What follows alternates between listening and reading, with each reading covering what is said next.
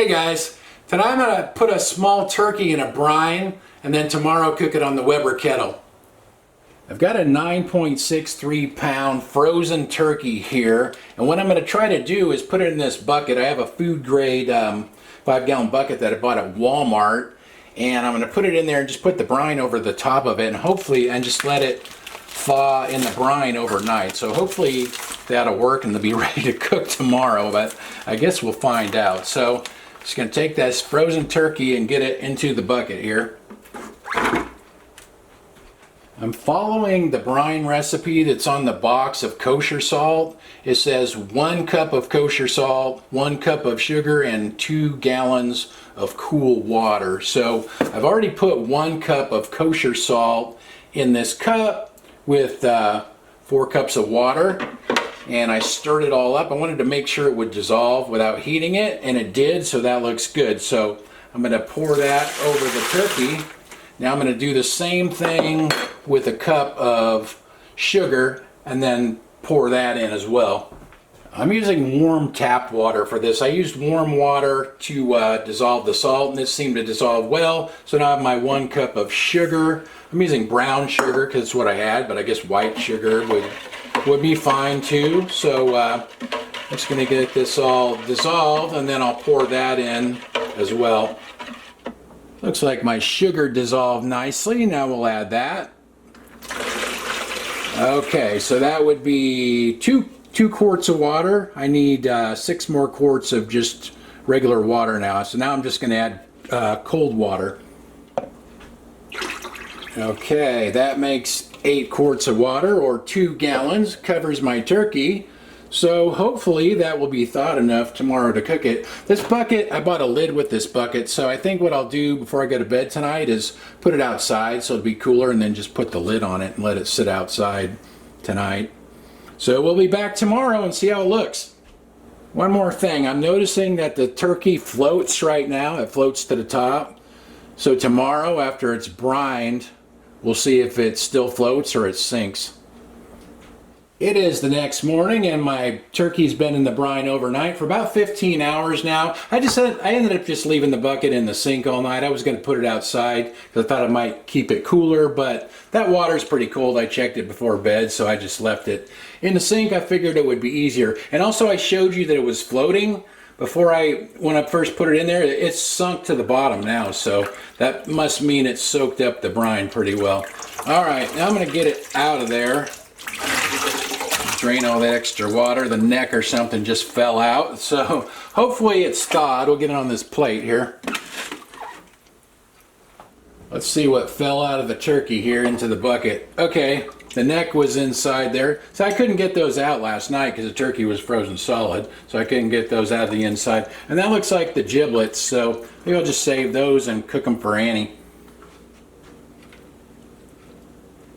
I took a paper towel and just patted the skin dry the best I could. Now I'm going to take some butter and rub it all over the outside of the turkey. That helps the skin brown up a little nicer. This turkey has one of those pop-up thermometers in the breast, but I don't really trust those too much, so I'm going to stick this oven meat thermometer right in the thick part of the breast on this side, and kind of go by that. I usually try to cook it to about 160, 165 degrees Fahrenheit. I usually pull it out at about 160 because the temperature keeps climbing a bit. Now I'll get the grill lit. I'm using Royal Oak lump charcoal for this. It's my favorite because it burns hotter, and it's just my favorite to use in the Weber Kettle. So I'm cooking indirectly. The coals will be on that side of the grill. The turkey will be on this side. That's a slow and sear that the charcoal is in. If you don't have one of those, just pile your coals on the back side of the grill like that. Okay, that's a paper towel soaked in cooking oil I'm using to get this lit. So once the coals are hot, we'll get the turkey on this side and we'll get the lid on there. I'm going to cook this with the vents wide open. I like cooking a turkey and any kind of chicken or poultry pretty hot. I got my turkey on there. I'm starting off cooking it breast down. It looks like it's up there pretty high, but I checked the lid will close, so it's okay. I kind of checked the wing tips up under the sides there so they're not hanging out. I left that little plastic thing holding the legs together there. So like I said, we'll just get the lid on there, and I'm going to leave the vents wide open, and we'll let it cook, and then be back in a while to see how it's doing and flip it over. It's been an hour, and smells really good. That thermometer says 460 degrees Fahrenheit, so this is a really hot fire. Has a nice color, looks good.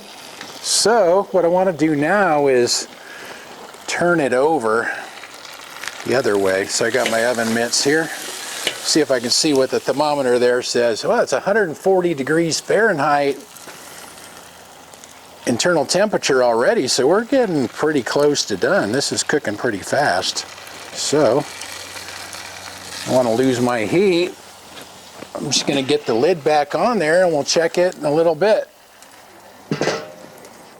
It's been about 90 minutes total. The internal temperature says 163 degrees on the thermometer I stuck in the breast there. That pop-up timer popped up. Let's see what the temperature of the leg is there. About 181. I think that's good. I'm going to get it off of there. This smells really good. It cooked in 90 minutes. That's pretty fast. It's like 10 minutes a pound, but the grill was really hot. Here's that pop-up timer. That's what they look like when they pop up. That little red thing pops up like that. So that one actually popped up. Let's cut into the leg here and see how this looks.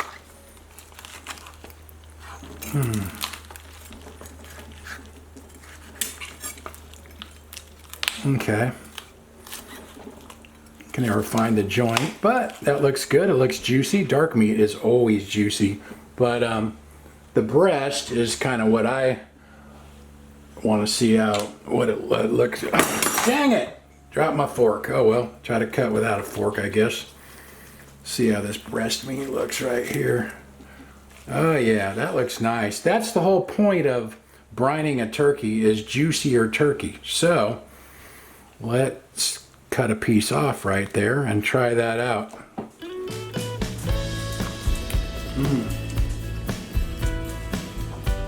That is really good. That's very moist turkey breast. As hot as that fire was, you would think it would be really dry, but it's not at all. That's the whole point of brining. It just makes a juicier turkey. Let's let Annie try it out and see what she thinks. Want to try that, Annie? Smells good, huh?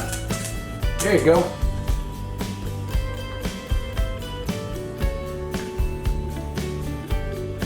Guess that's Annie approved. That worked out really well, letting it thaw out in the brine like that. It was in the brine 15 hours, and it was totally thawed this morning. I was worried it might not be, but I think I've done it that way before, but I couldn't remember exactly because it's been a while. Although if you do a bigger turkey, everything's going to take longer. It'll take longer to thaw, longer to cook. I mean, I cooked it an hour and a half, 90 minutes. That's like the fastest turkey I've ever cooked, but it was like a 9.6 pound turkey. So it was fairly small, but the grill got over 450 degrees. So it was really hot, but that's the mistake. The biggest mistake I used to make when I started cooking turkeys on the Weber is not getting the grill hot enough. Then it would just take forever for them to cook. So now what I like to do is just pile it with charcoal and get as hot as I can. That way if you start out hot and just keep the lid on there, it'll usually cook pretty fast. And if you brine it like that, it didn't dry out. That was very moist inside. So anyway, I'll write everything in the description like usual. Thanks for watching. See you guys next time.